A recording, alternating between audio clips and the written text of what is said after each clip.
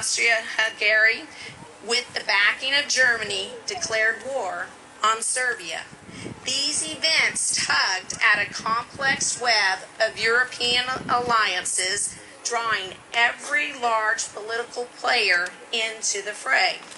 The great war powers organized into two opposing alliances: the Allies, based around the Triple Entente of France, Russia, and the United Kingdom, and the Central Powers, based around Germany and Austria-Hungary.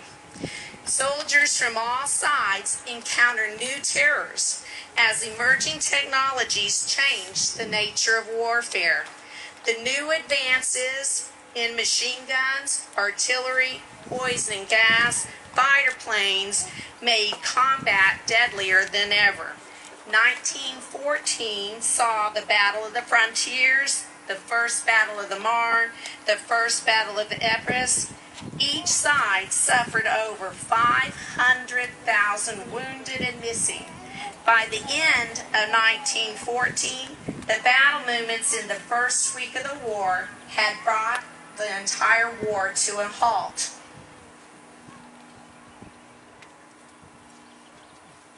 This stalemate quickly resulted in the formation of the trenches. These early trenches were built quickly and tended to be simple affairs that offered little protection from the elements, but they soon grew more substantial.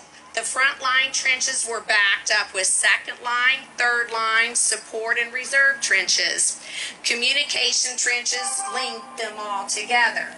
This system was strengthened with fortifications, underground shelters, thick belts of barbed wire. The digging on both sides eventually reached a length of approximately 450 miles, creating more or less a continuous line of trenches separating the two sides the entire length of the Western Front. In the trenches, soldiers faced dangerous, uncomfortable, and unsanitary conditions. While many rarely saw the enemy, all lived in constant fear of shelling. Soldiers would spend their days cleaning their weapons, repairing walls, hauling food and water. Rats and pests were rampant, and poor waste management made the trenches a breeding ground for diseases. Shelling could exacerbate the situation by unearthing dead bodies of comrades that were often buried near the trenches. Between the two armies lay no man's land, a stretch of territory that measured anywhere from a half a mile to only a few yards. The land was shattered by shell holes packed with barbed wire and littered with dead bodies and debris. Entering no man's land during the day meant instant death. At night, raiding parties pulled night shifts, capturing prisoners for interrogation and spying on the enemy. As both sides made attempts to break the deadlock with major battle offenses, a new type of warfare emerged where success was counted in gains in yards rather than miles. The human cost of casualty of this new type of warfare would be recorded in thousands in the space of a single day. In spite of this, front lines remained more or less the same location with little ground gained by either side. As the war raged in Europe, the U.S. had its geographic isolation as a means to distance itself from the European politics. Instead, it focused on fostering political influences south towards the newly formed Latin American countries and eastward towards the Pacific. But involving itself in a Europe was another matter. President Woodrow Wilson was an idealist and a pacifist who saw the Great War as an opportunity to promote American soft power and tried to broker peace between the warring countries. When Wilson ran for re-election, he ran his campaign on "He kept us out of war," but notably made no unequivocal promises to continue to do so. In Europe, the war continued. In 1915, along with unrestricted submarine warfare, Germany used poisonous gas for the first time in a major offensive. In the Second Battle of Ypres, 6,000 Allied troops died within 10 minutes. The British retaliated, developing their own chlorine gas and used it at the Battle of Loos. Fickle winds and inexperience led to more British casualties from the gas than the Germans. 1916 started with the Battle of Verdun with 400,000 casualties on both sides, followed by the Battle of the Somme with 500,000 casualties on both sides. Ironically, it was the United States' refusal to prepare for war that ensured its entry. In January 1917, Germany made a gamble. It knew that resuming unrestricted submarine warfare would bring the U.S. into war, but it would also hamper the Allied power supply lines, thus giving Germany an immediate advantage. Germany estimated that the U.S. would be too weak to mobilize until 1919, by which time they anticipated they would have won the war. As further assurance, Germany sent the infamous Zimmerman telegram to Mexico, promising to aid Mexico financially and recover lost territory if Mexico allied with the Central Powers. The telegram was intercepted by British intelligence, and its public release cemented Americans' resolve. When German submarines sunk 5 merchant ships in March, even Wilson's pacifism dissolved. On April 6, 1917, America officially joined the Great War. Germany had been partially correct. Prior to World War I, the United States military was very small. On April 1st, 1917, the regular army had a total of 133,111 troops.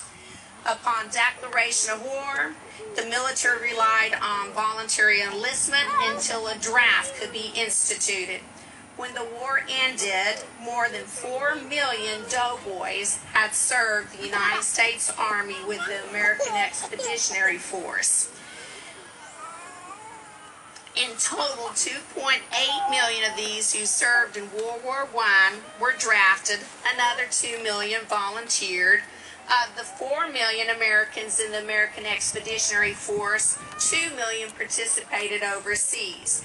Previously unknown places such as Bella Wood, Meuse-Argonne, and St. Mihiel were etched into the minds of Americans through newspaper reports of the battles. Although the United States participated in the conflict for less than 2 years, it was a costly event.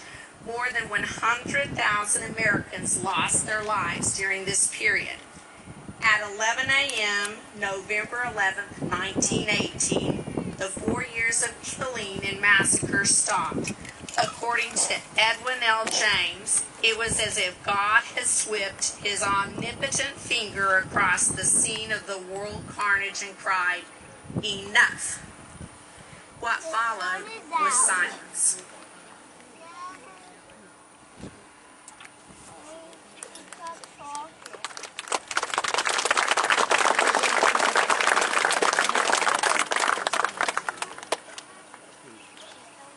The battle that you're going to see today is just a short snippet of what it was like on the Western Front.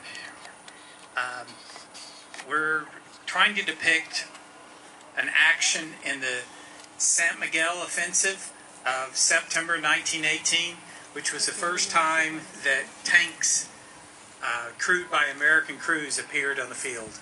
So without further ado, we're going to start the battle.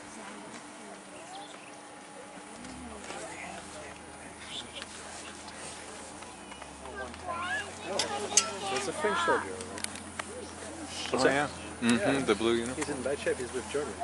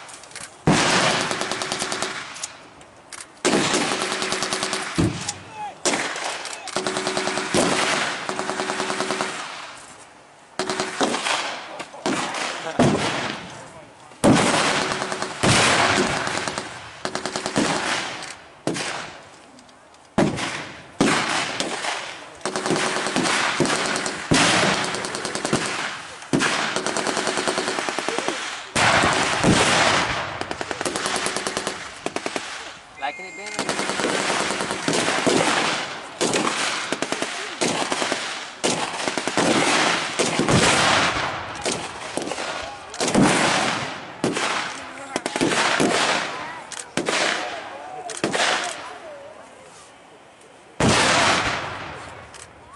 What are those yellow things?